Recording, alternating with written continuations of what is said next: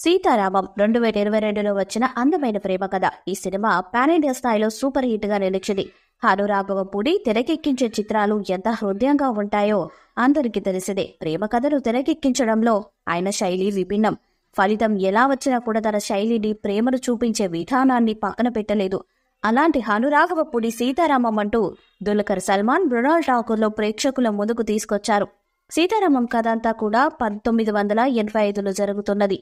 1985లో జరుగుతున్నా కూడా దాని గతం మాత్రం 1965 నేపథ్యంలోనే ఉంటుంది. ఇండియన్ ఆర్మీలో లెఫ్టినెంట్ రామ్ తను ఒక అనాథ. టెర్రరిస్టులు వేసిన ఓ పథకాన్ని అడ్డుకొని రియల్ హీరో అవుతాడు. రామ్ అనాథని తెలియటంతో అతనికి దేశం నలువైపుల నుంచి తామున్నామంటూ ఉత్తరాలొస్తాయి. ఇందులో సీతా మహాలక్ష్మి పేరిట కొన్ని ఉత్తరాలొస్తాయి. రామ్ సీతల ప్రేమ అలా మొదలవుతుంది. ఒక రాజకుమారి అయిన సీత ఒక పేద ఆర్మీ ఆఫీసర్ని ప్రేమించి అతని కోసం వెళ్లిపోతుంది. కానీ పాకిస్తాన్ ఒక మిషన్ కోసం వెళ్లిన రామ్ అక్కడే యుద్ధ ఖైదీగా పట్టుబడతాడు. ఇక చివర్లో అతన్ని ఉరితీసినట్లు చూపించారు. రామ్ పాత్రలో దుల్కర్ సల్మాన్ అద్భుతం చేసేస్తాడు. ఆ క్యారెక్టర్ కు దుల్కర్ ను ఎందుకు తీసుకున్నారో సినిమా చూస్తే అర్థమవుతుంది. రామ్ క్యారెక్టర్లోని నిజాయితీ, దేశభక్తి, ప్రేమ, మంచితనం అన్నీ కూడా దుల్కర్ మొహంలోనే కనిపిస్తాయి. ఈ పాత్రను ఎంతో స్వచ్ఛంగా పోషించినట్లు అనిపిస్తుంది.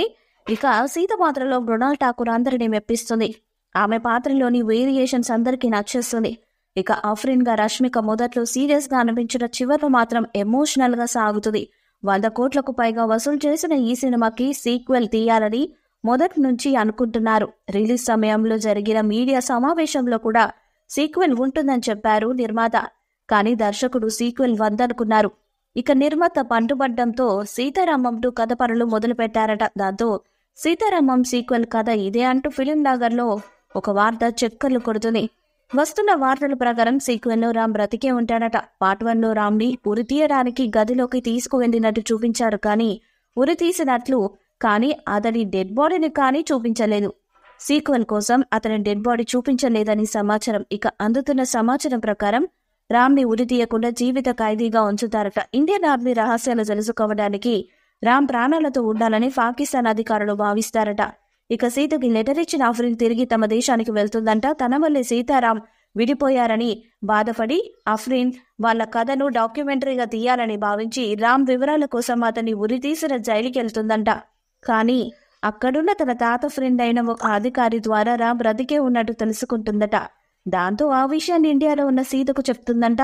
ఇక రామ్ కోసం పాకిస్తాన్కి వెళ్లిన సీత అఫ్రిన్ సహాయంతో అతన్ని ఎలా బయటకు తీసుకొచ్చిందన్నది సీక్వెల్ కథ అని సమాచారం. సీత పాకిస్తాన్ లో రామ్ కోసం ఎలాంటి ప్రయాణం చేసింది, ఎలాంటి కష్టాలు చూసిందన్నది ఎమోషనల్ గా చూపిస్తారని సమాచారం. ఇక సీక్వెల్ ని పాన్ ఇండియా స్థాయిలో తీయాలని ప్లాన్ చేస్తున్నారు.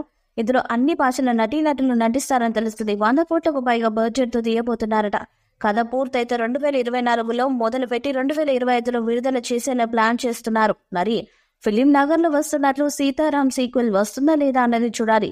అనురాఘవపూడి సినిమాలు, ఆ ఫ్రేమింగ్, కథనాలు అందరిని మెప్పిస్తాయి. ఆయన తీసిన ప్రతి చిత్రం ఓ వర్గాన్ని మాత్రం మెప్పిస్తుంది. ఆయన సినిమాలోని పాటలు కూడా అద్భుతంగా అనిపిస్తుంటాయి.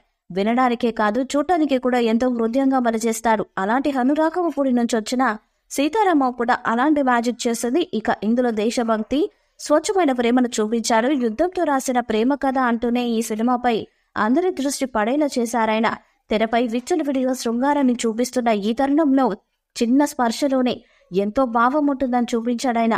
ఎక్కడ అశ్లీలతకు చోటివ్వకుండా కథనాన్ని నడిపించిన తీరు అనురాఘవపూడికి హ్యాట్స్ ఆఫ్ చెప్పాల్సిందే. వాట్సాప్ చాటింగ్లతో కాలం గడిపే ఈ తరానికి ఉత్తరాలు రాసుకోవడంలో ఉండే భావం, అందులోని ప్రేమ గురించి చూపించాడు. ఈ సినిమాలోని ప్రేమను ఎంతో పాయిటిక్ గా చూపించాడు. ఇప్పుడు సీక్వెల్ లో మరింత అందమైన ప్రేమ కథతో పాటు ఎమోషన్స్ ఎక్కువ ఉండేలా ప్లాన్ చేస్తున్నట్టు సమాచారం. ఈ వీడియోపై మీ అభిప్రాయాన్ని కామెంట్ బాక్స్ లో తెలియజేయండి. వీడియో మీకు నచ్చితే లైక్ చేయండి, షేర్ చేయండి, కామెంట్ చేయండి. మరిన్ని అప్డేట్స్ కోసం మన ఛానల్ ని సబ్స్క్రైబ్ చేయండి. అలానే పక్కన ఉన్న గట్టి సింబల్ గట్టిగా కొట్టండి.